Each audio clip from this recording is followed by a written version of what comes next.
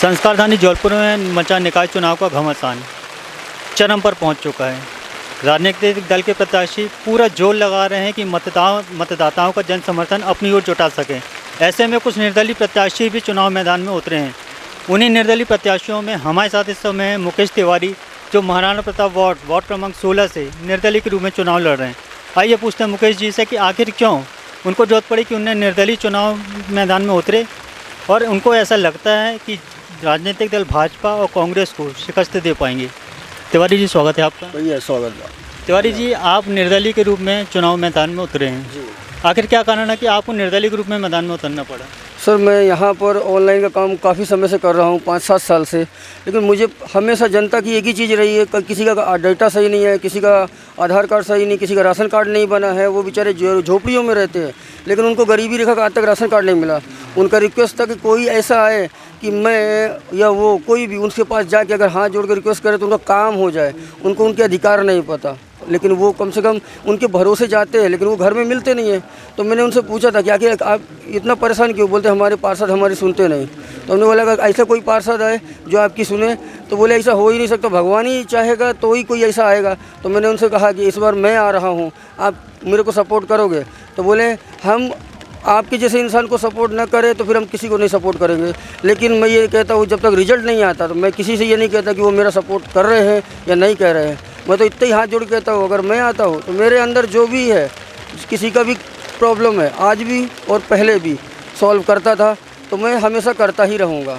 तो मैं ये चाहता हूँ, आज जो मैं हूँ छोटा सा, सबका सहयोग करता हूँ, मैं कल बड़ा सहयोग करूं। और ये जनता चाहती थी कि मैं आऊं, इसलिए मैं इस बार आया हूं और चाहता हूं कि सब मेरे मदद करें और मुझे उस लायक बना दें कि मैं सबके लिए नगर सेवक अच्छा बन के आऊँ। महाराणा प्रताप वार्ड में अभी वर्तमान में क्या समस्याएं हैं जिससे यहाँ के बाशिंदे पीड़ित हैं?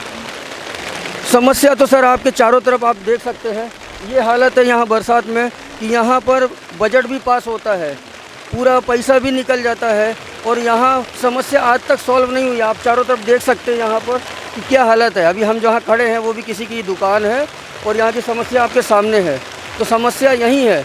जनप्रतिनिधि भी आते हैं, बड़ी बड़ी बातें बोल के जाते हैं और बाद में कोई काम हुआ नहीं, और बजट कहाँ गया आज तक पूरी जनता को नहीं मालूम है। तो मैं चाहता हूँ अगर मैं पार्षद बनूँ तो मुझे कितना बजट मिला है, मैं क्या काम कर रहा हूँ, उसका मैसेज मेरी पूरी जनता में, महाराणा प्रताप वार्ड के हर एक आदमी के मोबाइल में, आज सबके पास मोबाइल है, मोदी जी ने सबका डिजिटल कर दिया है। तो कृपया करके मैं चाहता हूँ मैं जीतूँ तो सबको ये मालूम पड़े कि उनके पार्षद के पास कितना पैसा आया है बजट में। उसने उस बजट का एक बल्ब भी लगाया है, तो उनको मैसेज जाना चाहिए कि आज उनके पार्षद ने एक बल्ब भी पार्षद के पैसे से लगाया है, और कितना पैसा बचा है ये उनको मालूम होना चाहिए। कल के दिन उनको ये मालूम होना चाहिए उनके पार्षद के पास कितना पैसा बचा है। उनकी समस्या को वो दूर कर पाएगा उतने पैसे बजट में या नहीं, वो होगा तो वो मेरे पास आते हैं तो मैं उस पैसे में उनकी काम को पूरा करूँगा जो सबसे ज़्यादा ज़रूरी है। आप यहाँ से लेकर शांति नगर तक चले जाइए, निकलने के लिए रास्ता नहीं है, नाली का पानी उनके दरवाजे में भरा है। मैं तो पाँव डाल के इस तरह की नालियों में जा के मिला हूँ, लेकिन मैंने वीडियो नहीं शूट किया क्योंकि मैं गरीब हूँ, वो भी गरीब हैं। मैं ये वीडियो बनाऊँगा तो मेरे साथ नहीं उनके साथ छल होगा। मैं बड़ा नहीं बनना चाहता, मैं उनके जैसा ही हूँ। तो सबको हाथ जोड़ के यही कहता हूँ कि इस बार कुछ करना है तो मुझे सपोर्ट करो और मेरा साथ दो। अच्छा, इससे पूर्व महाराणा प्रताप वार्ड में पार्षद कौन थे? इससे पूर्व हमारे बीजेपी पार्षद 5 साल रहीं, संगीता विश्वकर्मा जी। उसके बाद आए नेकराम पटेल जी जो 7 साल रह के गए। लेकिन जनता का कहना है कि कभी ज़िंदगी में 7 साल के अंदर ना तो उन्होंने कोई पेपर में साइन करके दिए, ना ही वो किसी के दरवाजे में झांके हैं, ना किसी से पूछे कि तुमको कष्ट है, ना देखने गए कि उनके यहाँ पानी आ रहा है, कि उनके यहाँ की नालियाँ साफ़ है, उनके यहाँ गंदगी तो नहीं है। कभी उनने किसी की समस्या नहीं जानी है। इसलिए उस बार जनता का कहना है कि हम किसी पार्टी को नहीं जिताएंगे, हम किसी को लाना चाहते हैं तो निर्दलीय को लाना चाहते हैं। इसलिए हम इस बार निर्दलीय के रूप में आप सबके सामने आए हैं। आप जैसे अति आश्वस्त हैं कि यहाँ के बाशिंदे मतलब वार्ड की जनता आपको चयनित करके नगर सत्ता में पहुँचाएगी, निगम पहुँचाएगी, पर देखा यह जाता है कि जब व्यक्ति वोट डालने जाता है तो सिर्फ उसको राजनीतिक दल के 2 निशान दिखते हैं, एक कमल का फूल, दूसरा पंजा। ऐसे में आपको लगता है कि यहाँ के जो बाशिंदे हैं आपका पूरा समर्थन करेंगे? सब बाशिंदों का तो मैं नहीं जानता, लेकिन जो सच में गरीब हैं, जो दर्द भोग रहे हैं, जिन विधवाएं हैं, जिनको नगर निगम में से सहायता मिलनी थी 2-2 लाख रुपए की, जिनके पति खत्म हो गए हैं, उनको 1 रुपया नहीं मिला और नगर निगम से डिमांड होता है कि 2 लाख रुपया अगर आपको चाहिए तो आप मुझे 20,000 रुपया रिश्वत दोगे या मुझे खर्चा पानी दोगे तब मैं आपका काम करूँगा। वो लोग मेरे पास रोते हुए आए हैं, तो उनका आश्वासन है कि मैं उनके लिए खड़ा होऊंगा और मैं ये चाहता हूँ कि मेरा जैसे उन्होंने मेरे को आश्वासन दिया वैसे मैं जीतने के बाद उनका काम करूँगा। तो जैसे मैं अपने आप को मानता हूँ कि मुझे वो सहयोग करने के लिए आत्मा से तैयार हैं, उसी तरह मैं आत्मा से उनके लिए काम करने के लिए तैयार हूँ और जनता का जो भरोसा है वो मैं नहीं तोड़ सकता। आप जैसे चुनाव में विजयी होते हैं तो सबसे पहली प्राथमिकता वार्ड के लिए आपकी क्या होगी? सबसे पहले वार्ड में मुझे उन घर में जाना है जिनके घर में छत नहीं है, जिनको वास्तव में घर बनाने के लिए छत के लिए पैसा मिलना है लेकिन आज तक नहीं मिला है, जो रोज़ सुबह यहाँ लेबर चौक में खड़े होकर काम करते हैं, दूसरी जगह जाते हैं, यहाँ उनको काम नहीं मिलता। बड़े बड़े टेंडर हमारे महाराणा प्रताप में आता है लेकिन उनको काम नहीं मिलता। यहाँ के ठेकेदार कहीं और काम करते हैं लेकिन वहाँ उनको ठेका नहीं मिलता। बड़े बड़े लोगों के दबाव में किसी और को ठेका मिलता है। मैं उनके साथ खड़ा होऊंगा और उनको बोलूँगा पहले आपको प्राथमिकता है, यहाँ का मजदूर यहाँ वोट पाएगा तो यहाँ हमको वोट डालने आता है बेचारा, तो यहीं उनको काम मिलना चाहिए। यहाँ के ठेकेदार, महाराणा प्रताप वार्ड का ठेकेदार महाराणा प्रताप वार्ड में ही ठेका प्राथमिकता मिलनी चाहिए और यहाँ के मजदूरों को यहीं काम की प्राथमिकता मिलनी चाहिए। कम से कम वो अपने ही इलाके में काम करेंगे तो अच्छा काम करेंगे। अगर कोई नाली साफ़ करेगा तो अपने घर की भी नाली साफ़ करेगा तो अच्छे से साफ़ करेगा, उनको उनका मेहनताना मिलेगा। वो दूसरी जगह जाके काम नहीं करेंगे, सुरक्षित रहेंगे।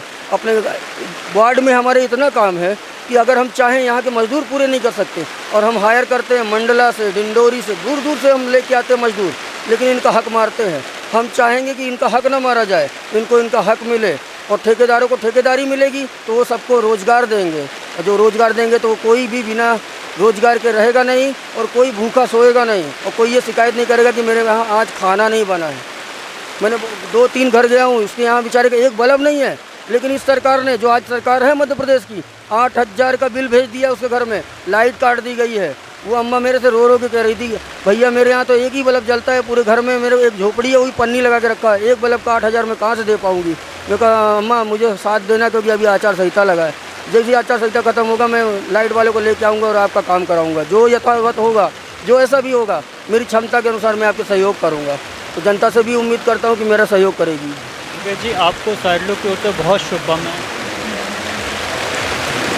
मैं ये नहीं कहता हूँ कि कोई भी चीज़ में मैं स्पेशल हूँ, लेकिन बस इतना कहता हूँ मैं वो हूँ जो नारायण पे भरोसा करता है, मैं वो हूँ जो जनता पे भरोसा करता है। मेरे पास चोर आएगा तो उसको भी मैं अपने जैसा ईमानदारी मानता हूँ। तो मेरी जनता तो चोर है नहीं, मेरी जनता तो इतनी भोली भाली है कि उसको आप जो कह दो कि हम तुम्हारे लिए कर देंगे तो मान लेती कि भैया आए हैं ये कर देंगे।